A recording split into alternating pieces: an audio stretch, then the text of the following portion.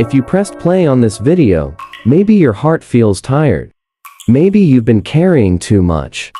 Maybe you're the kind of person who pretends they're okay, because you don't want to burden anyone else. This story is for you. For the quiet warriors. For the overthinkers.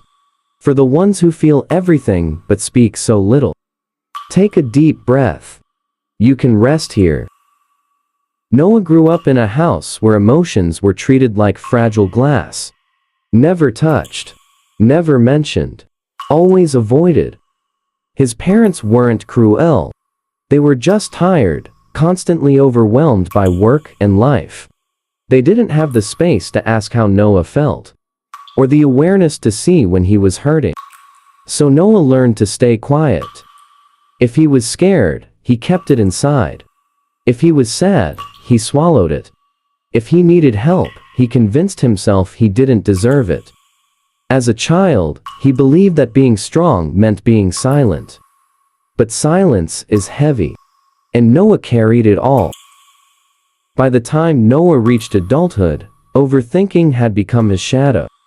He overthought every conversation, every text message, every expression on someone's face. He constantly replayed moments, wondering if he annoyed someone, or disappointed someone, or said something wrong. People praised him for being calm, composed, reliable, not knowing the storms he held inside. Noah became the friend who listened to everyone's problems, but never shared his own. He believed his feelings were too heavy, too complicated, too burdensome. So he kept carrying them alone. One evening, Noah came home from work with a mind full of noise. Thoughts racing, chest tight, breath trembling. He sat on the edge of his bed and whispered, "I can't keep doing this." Not because he didn't want to live, but because he was exhausted from pretending life didn't hurt. He realized that in trying to be strong, he had built a small prison inside his own mind. And he was the only one locked inside. For the first time in years, Noah allowed himself to cry. Not quietly, not softly, but fully, like a dam finally breaking. It didn't fix everything, but it loosened something tight in his chest. The next morning, Noah tried to distract himself by going on a walk. Near a quiet park bench sat an older woman feeding birds. Her name was Alara. She smiled warmly and said, "You look like someone carrying more than they should." Noah froze. He wasn't used to being seen so easily. They talked. Just simple things at first. But there was something about Alara's voice. Soft, patient, steady. That made Noah's walls slowly lower. Eventually, he admitted, "I think I've forgotten how to rest, even inside my own head." Alara nodded gently. "I spent many years like that," she whispered. "Carrying my whole world alone, because I thought it made me strong." "What changed?" Noah asked. "I realized strength isn't about holding everything," she said. "It's about learning what to let go." Something in those words sank deeply into Noah's heart. Over the next weeks, Noah visited the park often. Alara became a quiet teacher in his life. Someone who didn't fix him, but helped him see the weight he carried. She taught him small practices. Sitting in silence, without judging his thoughts. Speaking honestly when something hurt. Breathing deeply instead of burying pain. Letting himself rest without guilt. Allowing people to get close without fear. One afternoon she said, "You carry so much because no one taught you how to put things down." Noah realized she was right.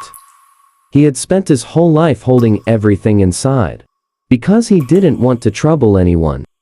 But in doing so, he became the one he troubled most. One day, Noah stood by a small river in the park. He picked up a smooth stone, held it tightly, and whispered to it, "All the things I never said." He threw it into the water. The splash was small, but the feeling was huge. Like he had finally released something that lived inside him too long. He did it again with another stone. All the times I judged myself. Then again. All the weight that wasn't mine to carry. He kept going until the heaviness in his chest felt lighter. Not gone, but lighter. Healing is not a sudden sunrise. It is the slow brightening of the sky. As months passed, Noah changed in gentle ways. He started speaking up when something hurt. He said no without overthinking for hours afterward. He let himself feel tired without calling himself weak. He allowed people to see parts of him he used to hide. He became softer with himself. The softness he always offered others. One day, Alara said, "You're not becoming someone new. You're becoming who you were always meant to be. Before the world taught you to be afraid." Noah smiled. A real smile. Because for the first time in his life, he believed her. If you're listening to this right now, maybe you are like Noah. Maybe you carry too much. Maybe you overthink until your heart feels tired. Maybe you hide your sadness behind a quiet smile. So here is your reminder. You don't have to carry everything. You don't have to stay strong all the time. You don't have to hold the whole world on your shoulders. You are allowed to rest. You are allowed to feel. You are allowed to be human. And you are allowed to put down the weight that was never yours to carry. Tonight, may your heart soften. May your breath slow. May peace return to the places inside you that have been hurting. You deserve healing. You deserve gentleness. You deserve a mind that feels safe to live in. And you are not alone on this journey.